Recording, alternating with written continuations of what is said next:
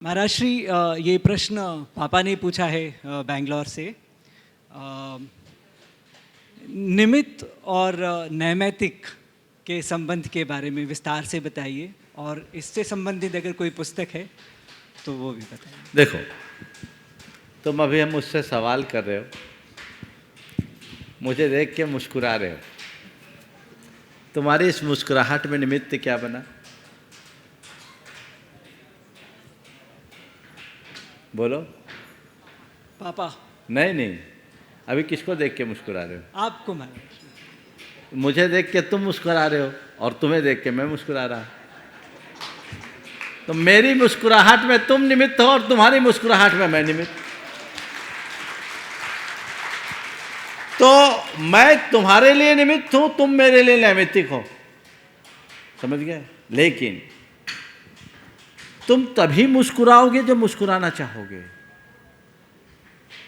अगर सोच लो कि मुझे नहीं मुस्कुराना, तो मैं तुम्हें चाहे जैसी बात कहूं, लाफ्टर शो में भी खड़ा कर दूं, तुम में कोई फर्क नहीं पड़ेगा, है ना?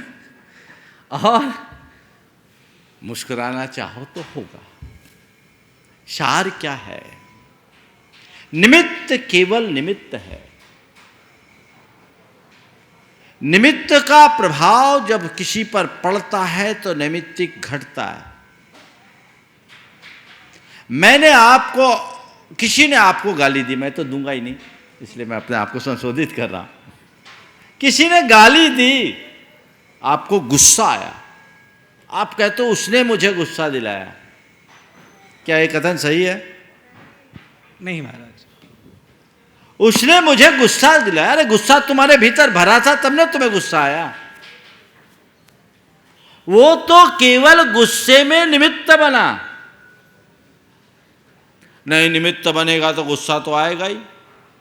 चलो, कभी तुम्हारा बॉस तुम्हें कुछ अपशब्द बोले तो गुस्सा करते हो क्या? कभी भी नहीं करते। तो वो तो निमित्त मिला, गुस्सा क्यों नहीं आया? अरे महाराज, बॉस से गुस्सा कर ले, क्लाइंट से गुस्सा कर ले, तो खाएंगे क्या? वहां गुस्सा आता भी है तो दबा देते हैं। मतलब निमित्त आया, नैमित्तिक नहीं होने दिए। एक वाक्य में कहता हूं, मेरे लिए कोई प्रतिकूल निमित्त ना मिले, ये किसी के हाथ में नहीं है। पर चाहे कैसा भी निमित्त हो, मैं उससे अप्रभावित रहूं, ये मेरे हाथ में है। नमस्ते। जीवन का मजा यही है और इसी का नाम साधना है। हम लोगों की दशा विचित्र है। पूरा जीवन दूसरों को कोसने में बिता देते हैं। केवल और केवल आरोप की भाषा बोलते हैं। ये ठीक नहीं, बदलना चाहिए। वो निमित्त है।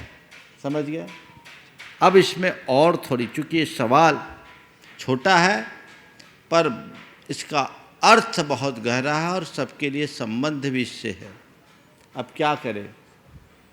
मैंने कह दिया निमित्त कुछ नहीं करता, तो तुम्हारे लिए कोई कितना ही उपकार कर देगा, तुम अहंकारी बन जाओगे कि उसने मेरा क्या किया, ये तो मेरा भाग्य था, वो तो केवल निमित्त है। महाराज ने कहा निमित्त कुछ नहीं बन करता। ऐसा नहीं करना। निमित्त कुछ नहीं करता, ये कथन भी गलत है। और निमित्त ही सब कुछ करता है, ये कथन भी गलत है।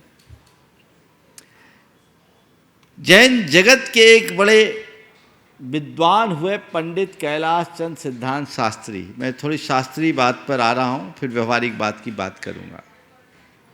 उन दिनों अखिल भारतीय विद्वत परिषद के राष्ट्रीय अध्यक्ष हुआ करते थे। सौराष्ट्र में निमित्त को जो नहीं मानने वाले मान्यता के प्रवर्तक हैं, उनके सानिध्य में विद्वत परिषद का एक अधिवेशन था। उस अधिवेशन की अध्यक्षता वही कर रहे थे, विद्वत परिषद के अध्यक्ष होने के कारण। उन्होंने अपने अध्यक्षीय वक्तव्य को कुछ इस प्रकार से कहा कि लोग मुझे कहते हैं कि निमित्त कुछ नहीं करता, पर मुझे ये समझ में नहीं आया। मैं तो इतना ही मानता हूँ, ये जो समागम हुआ है ये सब स्वामी जी के ही निमित्त से हुआ है। फिर उन्होंने शास्त्रीय आधार पर निमित्त की विवेचना की और जैन संदेश में संपादकीय लेख लिखा, एक नया पोपडम। क्या बोल रहा हूं? एक नया पोपडम। जैन संदेश के अगर उस अंक को आप देखो, मेरे ख्याल से 60-62 के आसपास की बात है। ये उल्लेख बड़े निर्भीक और निडर विद्वान थे, उन्होंने बड़ी निर्भीकता से कही। तो मैं आप सबसे कह रहा हूं, अनेकांत के उपासक बनो। निमित्त कुछ नहीं करता ये धारणा भी गलत है, और निमित्त ही सब कुछ करता ये धारणा भी गलत है। निमित्त को मानो और निमित्त को कुछ भी मत मानो। कैसे? जब तुम किसी का अच्छा करो, कितना भी अच्छा करो, अपने आप को केवल निमित्त मानो। मैं कौन हूं करने वाला? मैं तो केवल निमित्त हूं। तुम्हारा कोई बुरा करे